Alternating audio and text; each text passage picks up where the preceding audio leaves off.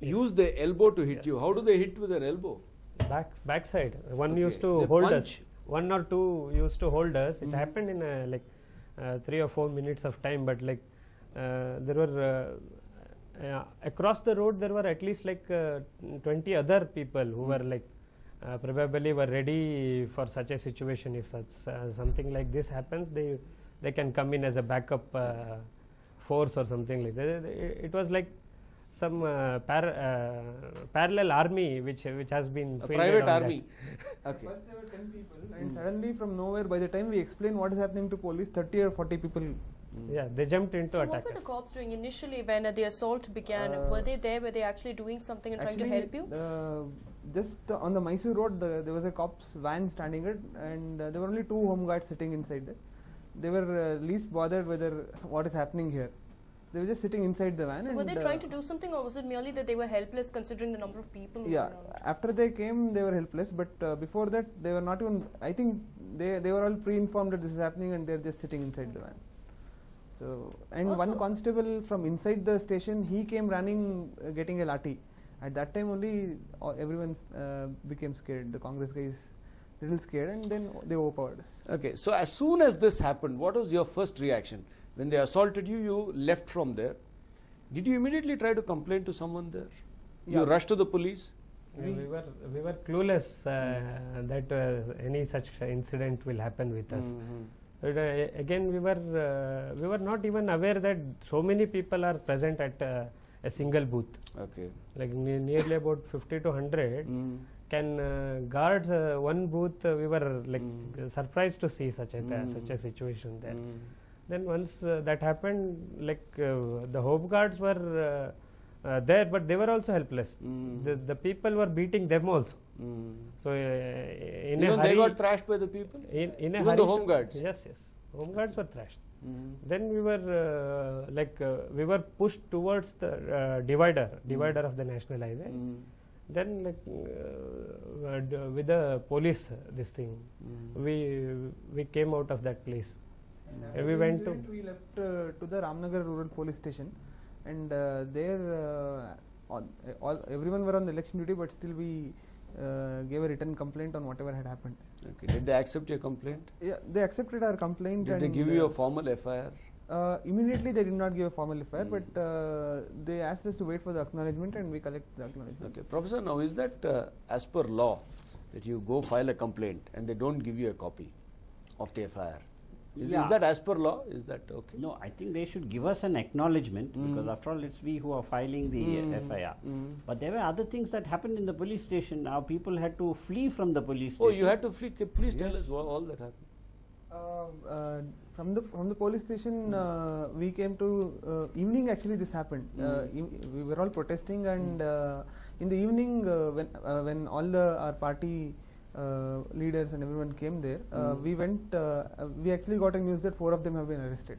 So when we went there to identify those people, the main kingpin was anyway not there. The person who was distributing the money was not there, but other 4 people, they also had attacked us, but they were small time chelas of these people, and we were sitting inside the police station discussing with the DYSP what had happened, and outside around 50 to 100 Congress workers had gathered, demanding that they also want to file an FIR against us.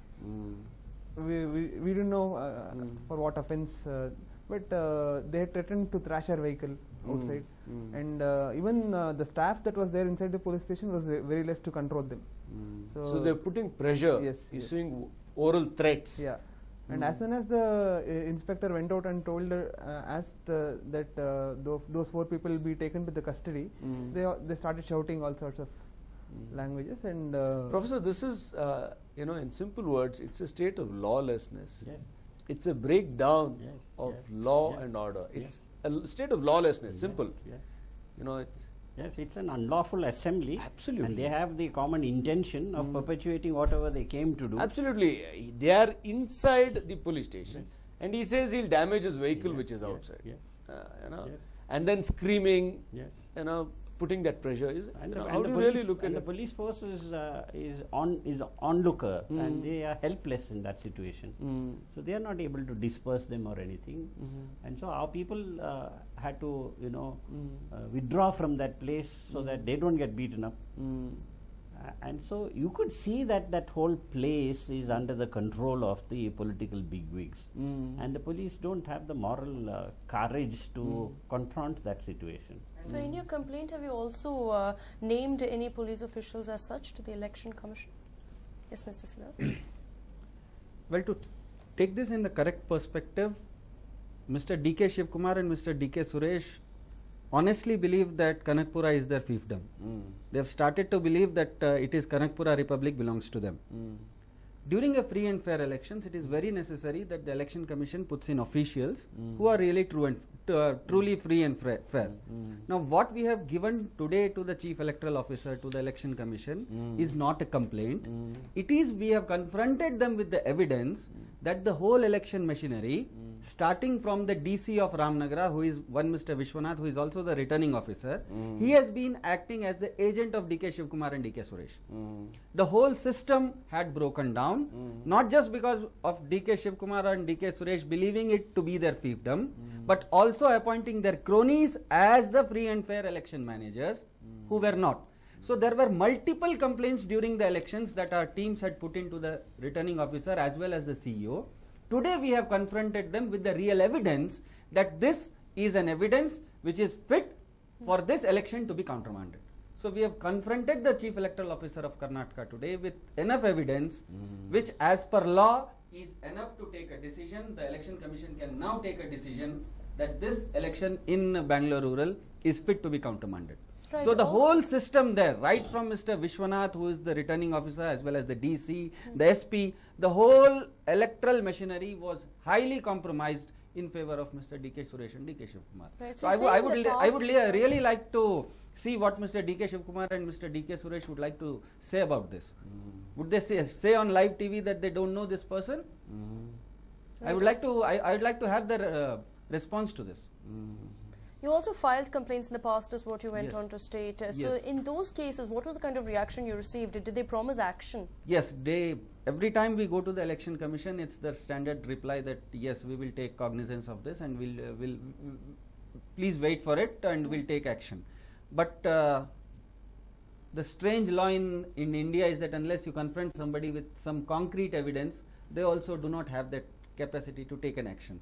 So what we have done today is that we have given the Chief Electoral Officer of Karnataka enough evidence to start proceedings to countermand these elections. And these proceedings, we have named the officials, as you have very rightly asked, we have named the official right from the top, that is the returning officer, Mr. Vishwanath.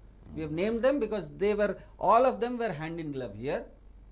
The whole electoral machinery there was highly compromised. Criminal activity happening within 200 meters of an electoral booth itself is proof enough that the whole electoral system there was severely compromised. To add to this, the Election Commission of India also sends in neutral observers from Delhi. So we have also asked the Chief Electoral Officer of Karnataka to access the neutral election observers reports, because we are privy to information that even the neutral election observers from Delhi were manhandled by people in Ramnagara. They were not given enough security guards to go on their rounds. They too were intimidated. So we have asked the electoral officer today to access that report, that would be a neutral observers report, because that would also add weightage to this. You have some more details on that? That's very interesting. Neutral observers being... when neutral observers were on their rounds, when they witnessed the incident of distribution of cash. But when they wanted to confront, again, like how they did not hit us because they feared elections will be, because these people had the power to cancel the elections. They feared it and they just get out him and did not allow him to proceed further. But the vehicle which was carrying cash was allowed to escape. And this observer had just one constable with him, one gunman with him, but he was not really able to control 250 people around. So initially you said that they suspected you to be EC officials. Yes. So when they suspected that, did they keep away the money or something like that? Or did they immediately hide? Nothing. They were like they are the king of land there. So The brazenness with which the whole thing happened in Kanakpura, in Bangalore rural, that's the most surprising aspect. And distribution of illegal liquor, money, saris, everybody knows about this. But the brazenness with which Mr. D.K. Shiv Kumar and D.K. Suresh did it in the backyard of Bangalore is really, really surprising. And they did it only because they had cronies all around them. The whole election machinery was cronies of D.K. Shiv Kumar and D.K. Suresh. They had put in their people. They had managed the show so well that they felt that they can brazen this out. Luckily, our very courageous Aam Aadmi Party's volunteers have taken evidence. They have captured evidence.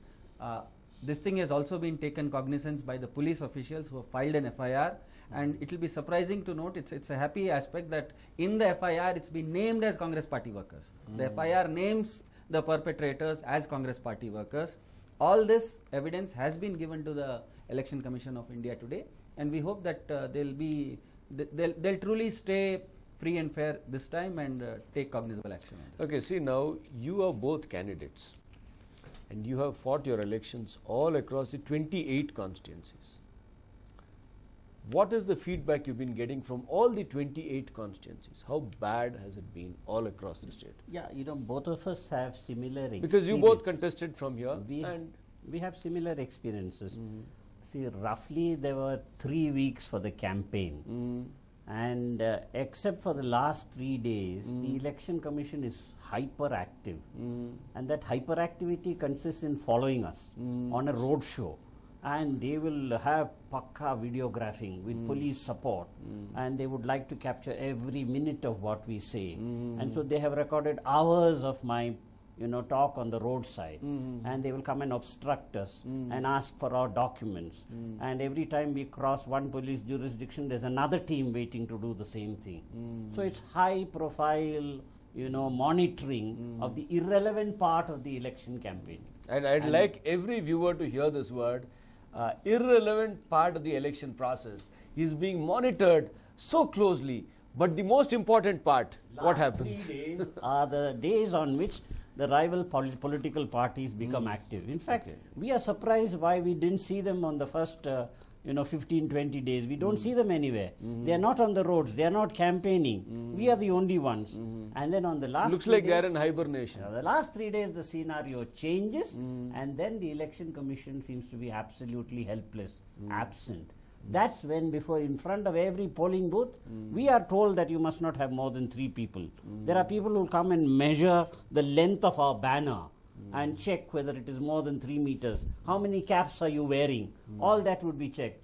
But so far as the other parties are concerned, they are there in 15 and 20, and they are directly, pressurizing voters. They seem to have a social contract with the voters, and that is enforced, and the Election Commission is absolutely helpless. Now, you say irrelevant details are being monitored.